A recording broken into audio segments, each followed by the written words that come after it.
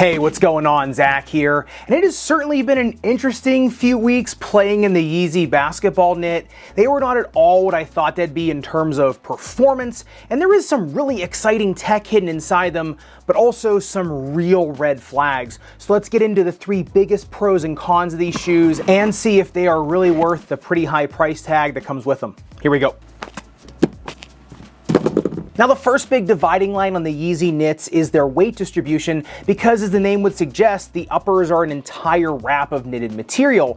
And with the mid and outsole being so hefty, it sometimes feels like you're trying to lift a brick or cinder block with a rubber band when you're running around in them. And that weight profile translated directly to jump force, where you more have to pull the shoe up rather than them give you assistance with propulsion, which you can see plain as day in the jump height test, where I only got 27 centimeters of jump height, despite the absolute arsenal of tech in the midsole, which I will get to in a little bit. And the uppers are also thicker than a typical basketball shoe, and that knitted material does trap heat. Even when I was outside filming some extra material for the video in about the 20-degree Fahrenheit weather, my feet felt like I was wearing lined hiking boots in terms of their warmth.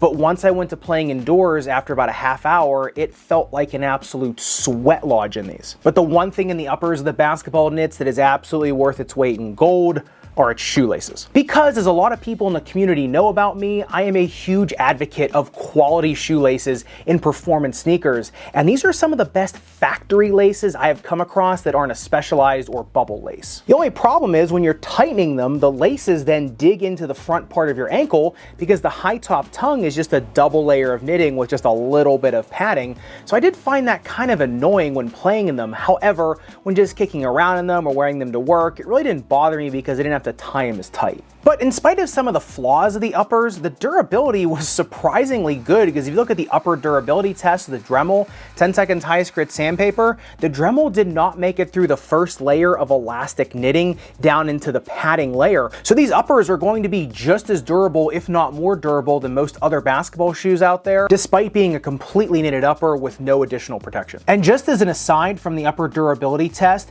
just trying to tear these open with the knife, the knitted material was really resistant to even the sharp knife when I was trying to cut through. Typically on the uppers, when you see me, I'm just cutting right through it. On these, it actually did take me a few minutes to get the knife in there and to pull it down. So not only are these really resistant against abrasion, they are really resistant against the sharp point too. And speaking of that, you would think a shoe made of all elastic knitting in the uppers would be really unstable and prone to twisting, but that honestly wasn't the case at all. Which brings me to the second pro and con of the Yeezys, and that's the shape and composition of the last, mid, and outsole treads.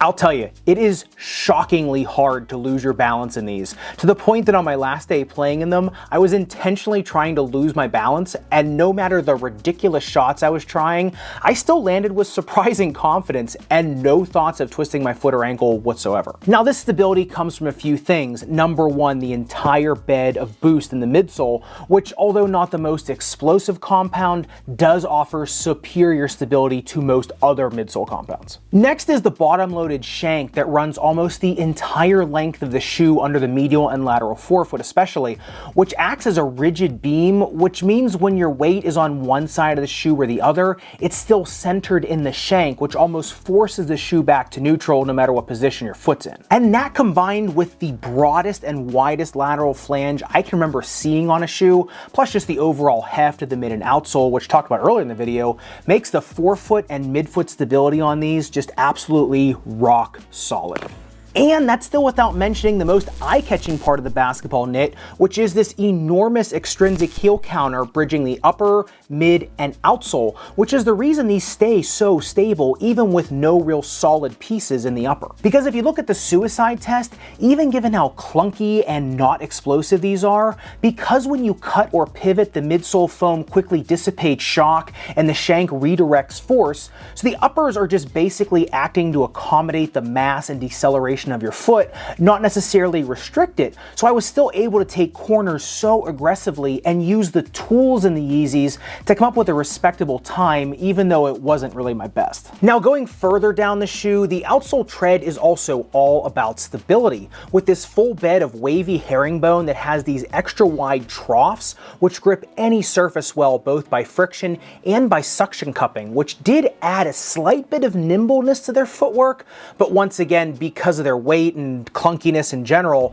they still aren't agile shoes by any means and aren't ideal for complicated footwork or trying to navigate in a crowd, but they are great for defending a position or holding your ground or quick stops when you're trying to create space for yourself. And if you look at the outsole durability test, the Dremel 10 seconds highest grit sandpaper, about 1 millimeter of damage on a 2 millimeter tread depth. So these are going to be right in the middle in terms of outsole durability, so they will be okay to play outdoors, especially in the cold weather months. However, if you do slide or drag a lot, just get ready for these to start bottoming out if you are someone that does more shuffle stepping or creates a lot of friction with your footwork. But I think by far the most interesting and frankly puzzling part of the Yeezy basketball knits is their fit. Now, when you first put these on, they are going to be stiff as boards under your foot, but they do break in surprisingly well. And the uppers, of course, really have no break-in because they are just elastic knit. However, even at the ankle collar, really no break-in or no rubbing or blisters, even in hot, humid conditions. As long as I was wearing a higher sock, these really didn't bother me. But despite all that comfort, they're also just annoyingly difficult to get on due to that soft high top,